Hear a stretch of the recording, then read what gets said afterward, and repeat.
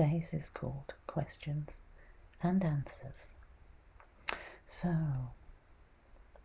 I've been courting a guy for a little while, and as everyone knows now, impossible to really court anyone because a whole pile of dogs behind the scenes, heavy in them usually, monitoring all our conversations, even when we make love. And that's been the whole time in New Zealand. I just didn't know it. I know it now. Anyway, so I was with this guy, getting on really well actually. We had really good rapport. I liked him. I thought he was a nice guy. Not in love, no. Wasn't in love. I know love, so it wasn't love, but it was intimacy and it was nice. Anyway, I'd been gone a few months, years ago now, because it got to the point that the jealous ones behind the scenes wanted me to have no love with anyone. Someone at the top walked unhinged. However, so we got into his truck and we decided we're going to have a nice day out. So we went along, because this is about questions and answers to some of the things. So we went along on his truck to behind the hills. He knows where, I don't know where, because at that point I didn't really know directions and stuff like that. And we sort of decided we were going to have a little picnic. So it's just going to be me and him. A bit romantic. I'm always romantic. I like doing stuff like that. So we had decided to just walk afar in these fields. And as we were walking along, we'd got out the car, we were walking along, and all of a sudden, I said, oh, look what's happening. I don't know if this was staged.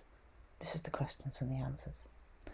So all of a sudden it was like, oh my goodness, it looks like a few men are digging. We've come across them. And the man, he was called Kerry, he said, get back into the car now. Straight away. Ex-soldier. Get back into the car now. So I did. I was a bit frightened. I knew there was something not quite right.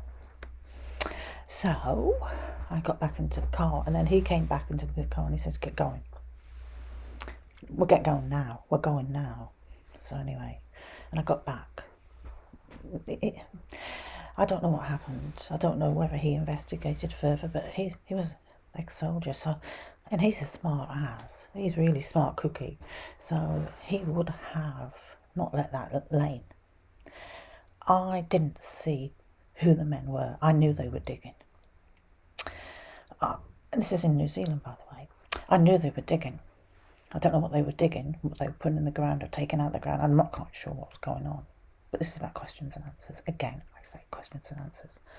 I don't know whether it's all staged all for me, one of many stages, or if this was an actual reality of what was happening. We had bumbled across a few men doing something that maybe they shouldn't be doing. I'll never know.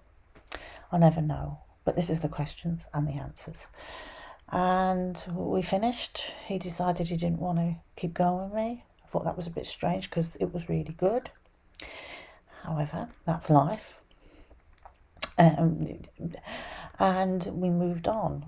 But I do know that every so often he would pass me with the next girl. He always had girls. He was a very handsome man.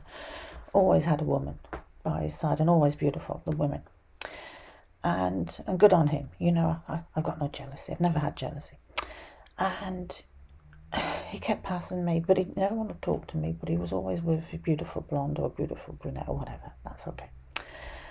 And I thought, I need to talk to him about that scenario sometime. We need to, you know, find out what happened more, because so much had gone on at me. I thought, was that part of what the issue's been about? That. Because something just triggered the explosion on me. This was all before all that explosion happened. Even though I know the whole time I've been monitored, the whole time in New Zealand, I didn't know at the time, but I do now. So anyway, basically, I went towards him one day. I caught him at the side of my eye, and I thought, oh, there's Kerry with his latest bird. And I thought, I'm going to go over to him, and I'm going to ask, can I have a little word with you? And as I was heading towards him, he was absolutely panic-stricken. He froze. He got up with the girl, and they got out there. They shot out of that place as quick as they could. I tried to go to his home as well. It's not there anymore. Not that I'm aware anyway. And he had left chicken fried rice. He left a whole bowl of chicken fried rice. He was petrified, and he moved. That's it. Questions and answers on so much, but this is today about questions and answers. Things that need to be sorted, looked at, investigated. Okay, thank you. Bye. I'm Kimamanda Jackson. Thank you.